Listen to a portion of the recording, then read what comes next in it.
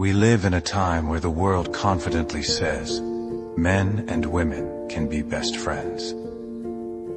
No danger, no confusion, just maturity. Many sincere believers accept this, not out of rebellion, but because it feels loving, respectful, and normal. Yet Scripture lovingly invites us to slow down and ask not what feels acceptable, but what God in His wisdom has called good. This matters because God cares about the direction of our hearts, not only the actions we can see. He knows how easily closeness becomes attachment, and how attachment can quietly awaken desire. God does not set boundaries to restrict love. He sets them to protect it.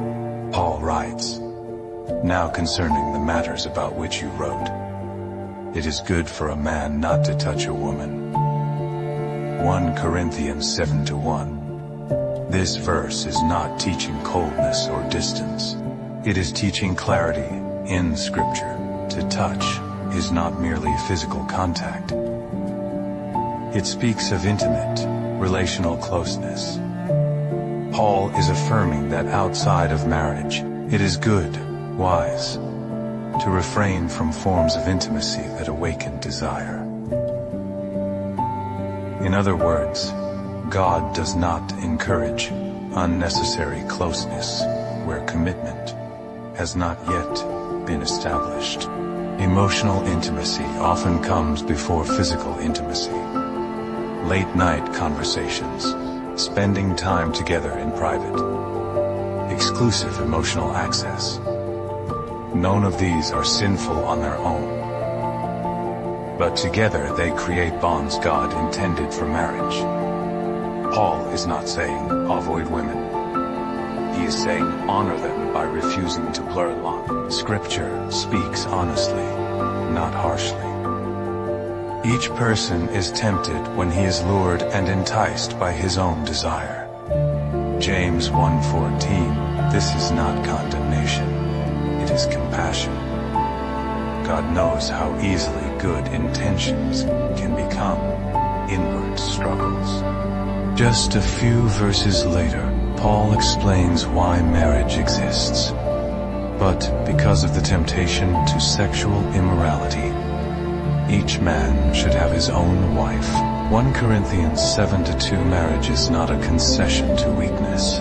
It is God's gracious design for intimacy to flourish without guilt or confusion. Proverbs asks gently, can a man carry fire next to his chest and his clothes not be burned? Proverbs 6:27. Fire is not evil, but it must be handled with care. Boundaries are not accusations, they are acts of love. Everyone who looks at a woman with lustful intent has already committed adultery in his heart. Matthew 5:28. He teaches us to walk wisely, not to test how close we can get to the edge. Paul offers a simple, beautiful principle. Treat younger women as sisters in all purity. 1 Timothy 5:2. Sisters are cherished, not emotionally entangled. Honored, not leaned on for intimacy. This kind of purity protects both hearts. This is not about fear or suspicion. It is about peace. It is about living in a way that honors God, respects others, and keeps the heart free from unnecessary struggle. Above all else, guard your heart, for everything you do flows from it. Proverbs 4:23. God's wisdom is never harsh. It is patient, gentle, and life-giving. And when we trust His design, we find His boundaries lead us not into restriction, but into rest.